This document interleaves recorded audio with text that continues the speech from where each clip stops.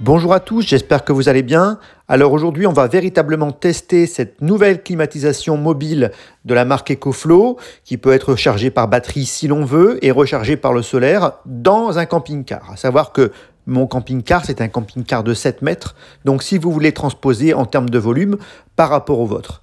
Donc on va d'abord voir comment on peut l'installer. Le premier exemple, ici, c'est l'installer sur la table centrale et éventuellement d'évacuer l'air chaud par l'intermédiaire du lanterneau au-dessus du toit. Donc ça, c'est une première possibilité. On ouvrira le lanterneau et on aura une évacuation par ce biais-là. Une deuxième possibilité à laquelle j'ai pensé, c'est d'aller placer la climatisation dans le double plancher, si vous en avez un, et d'ensuite aller évacuer l'air chaud par une des trappes d'ouverture vers l'extérieur. L'avantage de pouvoir utiliser une trappe extérieure sur le côté, c'est que vous pouvez la laisser ouverte, il n'y a pas possibilité d'entrée ou de vol par ce biais-là.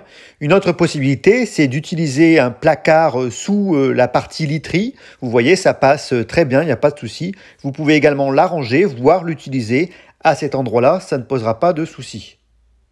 À savoir que c'est un produit qui a des performances intéressantes, mais qui reste quand même relativement compact.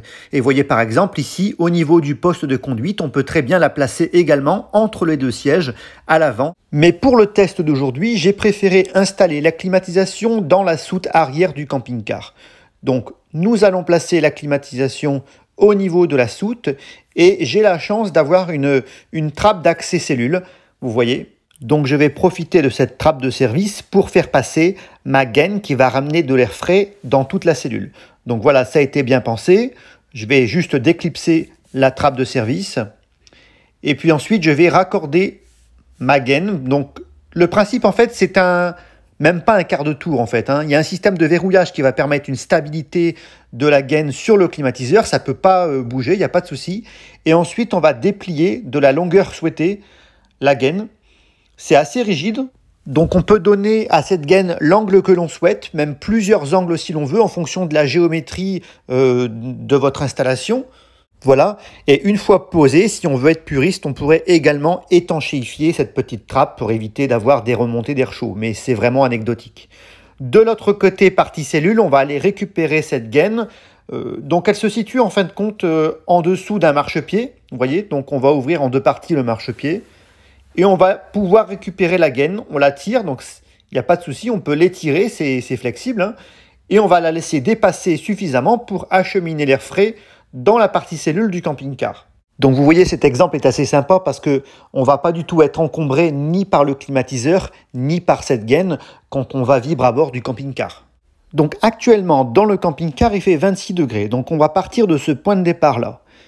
Et on va utiliser le climatiseur en mode batterie, donc pas du tout branché sur le secteur. Et vous voyez, réglé sur 19, il nous affiche une autonomie de 5 heures. On va régler la soufflerie en mode intermédiaire à une position 2 sur 3. Et au bout d'une heure et demie, on a atteint notre température souhaitée, vous voyez, 19 degrés. Donc bien sûr, à partir de 26 degrés. Chose intéressante, on a une diminution de l'humidité, donc ça c'est tout à fait intéressant pour nous camping-caristes.